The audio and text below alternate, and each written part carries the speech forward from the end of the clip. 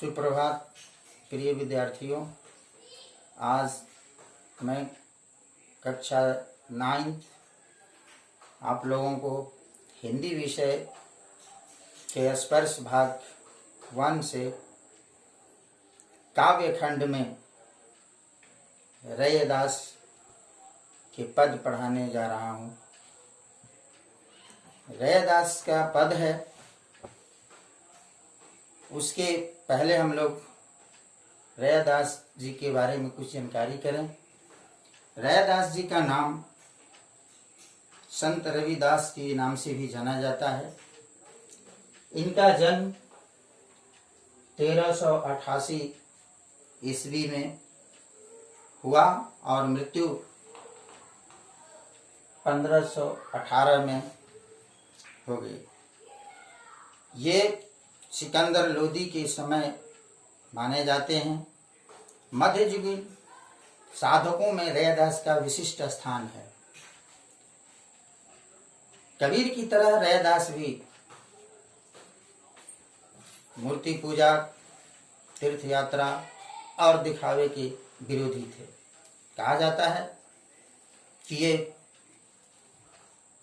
वह व्यक्ति की आंतरिक भावनाओं और आपसी भाईचारे को ही सच्चा धर्म मानते थे। रैदास जी ने अपनी काव्य रचनाओं में ब्रजभाषा का प्रयोग किया है।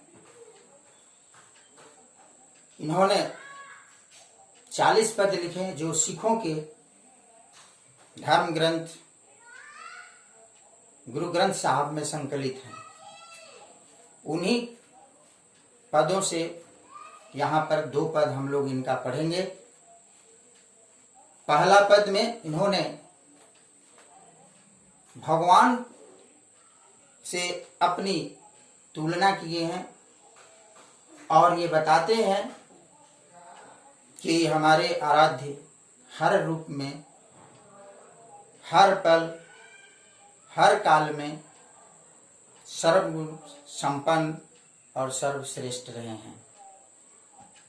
इन्होंने दूसरे पद में उनकी कृपालु और उदारता का भी वर्णन किया है। तो सबसे पहले हम लोग पढ़ेंगे इनका पहला पद है, पहली पंक्ति। अब कैसे छूटे राम नाम रट लागी, प्रभु जी तुम चंदन हम पानी, जाकी अंग अंग वास समानी। यहाँ पर रविदास जी कहते हैं, भगवान से, ईश्वर से वे बात करते हैं। कहते हैं कि हे प्रभु, आप चंदन के समान हैं, मैं पानी हूँ। जिस तरह से चंदन की जो एक लकड़ी होती है, चंदन सुगंधित, उसके सुगंध पानी के संपर्क में आने से पूरी पानी को सुगंधित कर देता है, उसी तरह से हम आपके प्रेम में, आपकी भक्ति भावना में इस तरह से ओतप्रोत हो गए हैं कि पूरी तरह मेरे अंग अंग में आपके प्रेम समाहित हो गए हैं। दूसरी पंक्ति में कहते हैं, प्रभु जी तुम घन बन हम मोरा, जैसे चितवत चंद चकोरा। संत रविदास जी कहते हैं कि हे प्रभु, आप आकाश में घिरने वाले बादल के समान हैं और मैं जंगल में विचरण करने वाले मोर के समान हूँ।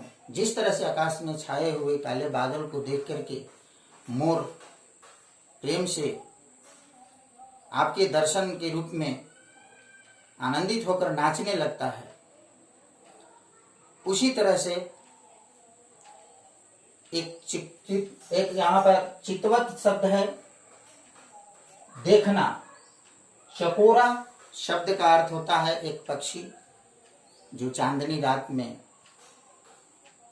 चांद की शीतलता को, चांद की सुगंधता को रात भर वो निहारते रहता है।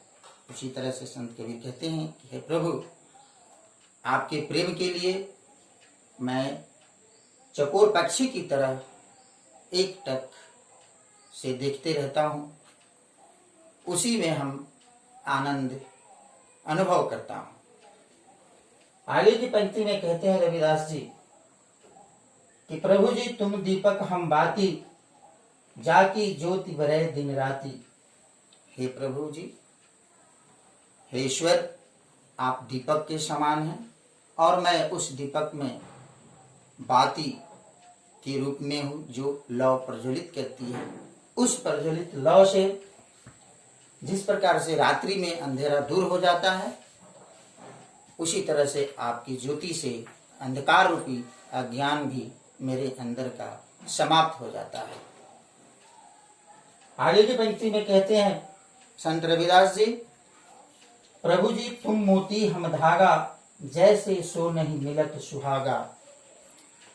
सुहागा शब्द यहाँ पर एक ऐसे तत्व से है जो सोना बनाने वाले उस पर चमक देने के लिए, शुद्धता बनाने के लिए उसकी सुहागे का प्रयोग करते हैं। जहाँ पर रविदास जी कहते हैं कि आप मोती के समान हैं, मैं उसमें पिरोए जाने वाले धागे के समान हूँ। अर्थात आपके सिवा जिस तरह से मोती के बिना धागे का महत्व माला के रूप में नहीं माना जाता, उसी तरह आपका मोती का होना, आपकी चमत्कारिता का होना एक भक्त के लिए बहुत जरूरी होता है। इसलिए यहाँ पर ये कहे हैं कि आपके सुहागे के रूप में हमारे ऊपर आने से शुद्धता जैसे सोने में आती है, वैसे ही हमारे अंदर भी शुद्धता आ जाती है। अगली पंक्ति कहते हैं कि प्रभु जी तुम स्वामी हम दासा, ऐसी भक्ति करे रविदासा।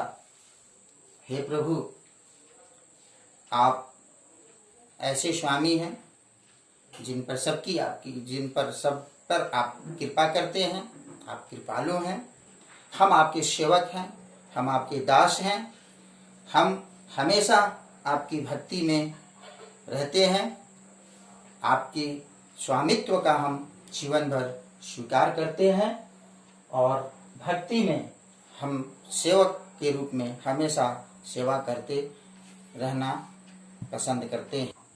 इसके बाद दूसरे पद में भगवान को की अपार उदारता, कृपा और उनके समदर्शी होने के बारे में संत रविदास जी बताए हैं, जो हम लोग इसके बाद अगले वीडियो में पढ़ेंगे। धन्यवाद।